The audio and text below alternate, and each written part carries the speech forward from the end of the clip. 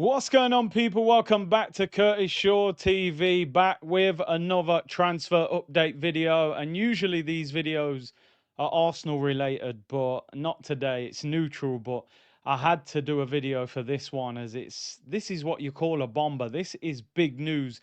And if this transfer happens, this could really have a huge impact on the Premier League moving forward next season, including the club that I support, Arsenal, and a player that we have been heavily linked with in the past. And I want to pose a few questions to the community. So we got the news around an hour ago that Liverpool are going to make a move or are making a move for Alexander Isak. Ornstein tweeting Liverpool will make an approach to sign Alexander Isak from Newcastle United. Liverpool say no formal bid, plus they are well aware of Newcastle United's stance has always been that he is not for sale, but they have communicated their interest in a deal for the 25-year-old Sweden international worth in the region of £120 million. Wow. Now, let's look at first of all from Liverpool's point of view and from just Premier League clubs' point of view in general. If they get this deal done, the Premier League is in big, big trouble. I mean, you're talking about one of the best strikers in Europe at the moment. He was fantastic the last couple of years in the Premier League. He's terrorized Van Dijk, caused Saliba so many problems as well. He's a brilliant player. He's got better and better at Newcastle. Imagine like Diaz, Isak, and Salah as a front three with Verts in the pocket in the 10. That's wild. It's absolutely wild. Um, Liverpool would be breaking the Premier League transfer record for the second time in the same transfer window. But they did only spend £12 million last season. So, of course, that leaves them a big spending opportunity this summer. And it looks like they've got a lot of money and they've got a lot of assets that they can sell as well, with the likes of Kwanzaa, Kelleher, who they've sold, and obviously rumours of Darwin Núñez and Harvey Elliott being sold as well. From a Newcastle point of view, I think we all felt the moment they were offering 70 million for Ekatike, something's not quite right here. Like, we know that Callum Wilson has left, but if Isak's your first choice and you only play with one striker, why would they spend 70 million on Ekatike? Also, Ekatike is good enough to start somewhere. I thought they'd just go for somebody like Calvert-Lewin as a backup striker for Isak, somebody cheap that can just do a job off the bench. So I always had a feeling that something wasn't quite right there when they were trying to sign Ekatike and get that deal done. Their first offer for Ekatike has been rejected, by the way, 70 million, but they are still negotiating.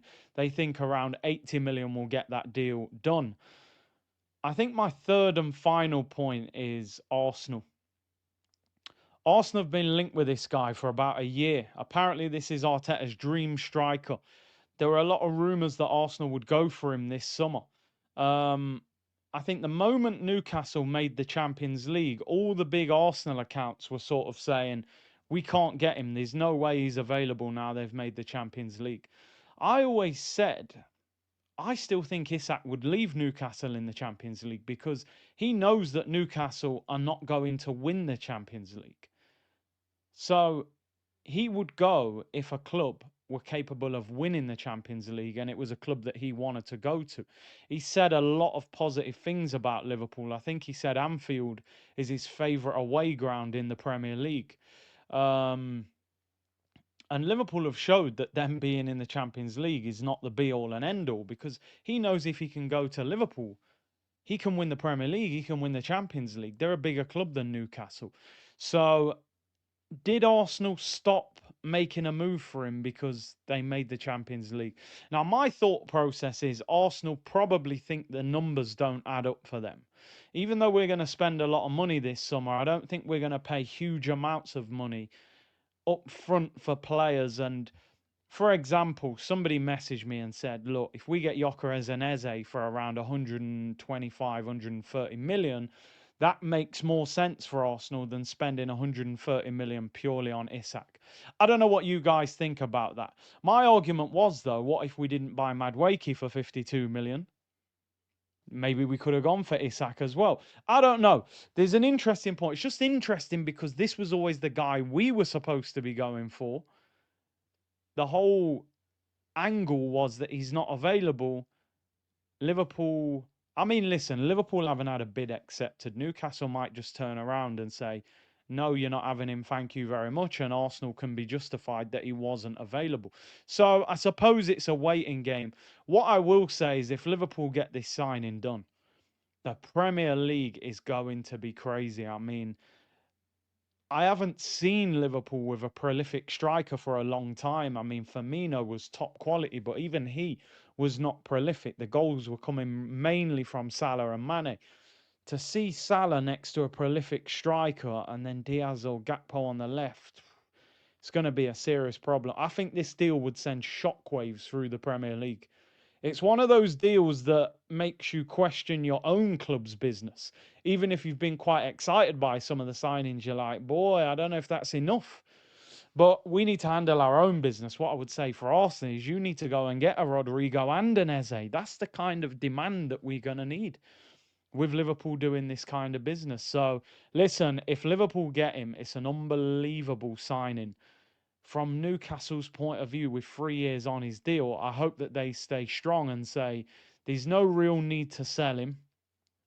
Get Ekatike in as the sort of contingency plan that maybe Isak's going to leave in 12 months' time and Ekatike is going to be the replacement. But I just have this sort of feeling that if they can get Ekatike in at maybe 75, 80 million, that Isak would go at maybe 120, 130. What do you guys think in the comments? How big a signing is this? I mean, it would be unbelievable.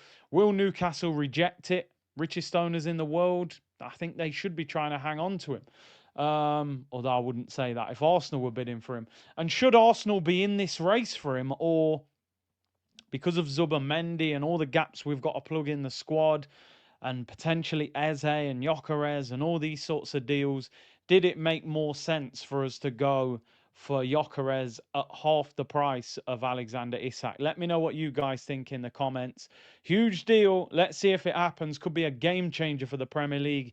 Isak could be heading to Anfield, people, and joining Liverpool. Take care, everyone. Bless.